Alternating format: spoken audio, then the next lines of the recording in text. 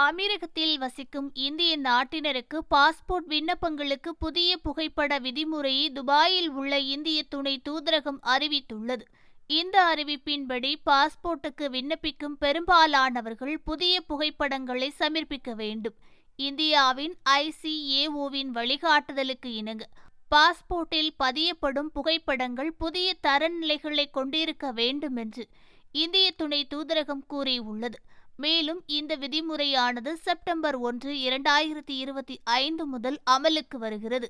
மேலும் இந்த புதிய விதிமுறையானது பயண ஆவணங்களுக்கான சர்வதேச பயோமெட்ரிக் தரநிலைகளுடன் ஒத்துப்போவதாகவும் கூறப்படுகிறது. இந்த புதிய விதிமுறைகளின்படி சர்வதேச சிவில் விமான போக்குவரத்து அமைப்பின் தரநிலைகளை பூர்த்தி செய்யும் புகைப்படங்கள் மட்டுமே பாஸ்போர்ட் விண்ணப்பங்களுக்கு ஏற்றுக்கொள்ளப்படும் என்பதையும் தூதரகம் உறுதி செய்துள்ளது. புதுப்பிக்கப்பட்ட விதிமுறைகள் என்னவென்றால், முகம் மற்றும் தோள்பட்டையின் நெருக்கமான தோற்றம்.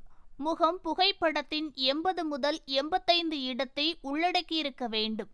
முகம் முழுமையாகவும் நேராகவும் கண்கள் திறந்த நிலையிலும் இயல்பான தோற்றத்துடன் இருக்க வேண்டும். கண்களை மறைக்கும் வகையில் முடி இருக்கக்கூடாது. வாய் மூடி இருக்க வேண்டும். புகைப்படத்தின் நிழல் சிவப்பு கண்கள் அல்லது ஃபிளாஷ் பிரதிபலிப்பு இருக்கக்கூடாது.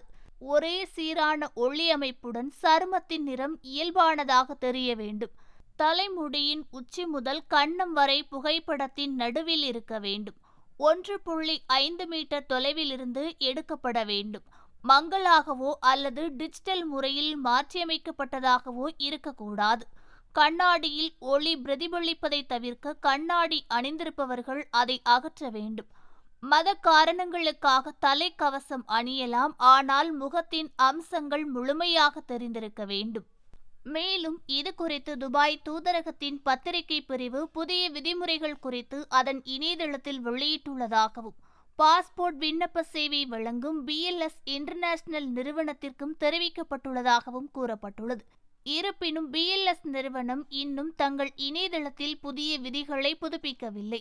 குவைத்தில் உள்ள இந்திய தூதரகம் வெளியிட்டுள்ள இதே போன்ற அறிவிப்புகளை தொடர்ந்து இந்த நடவடிக்கை எடுக்கப்பட்டுள்ளது.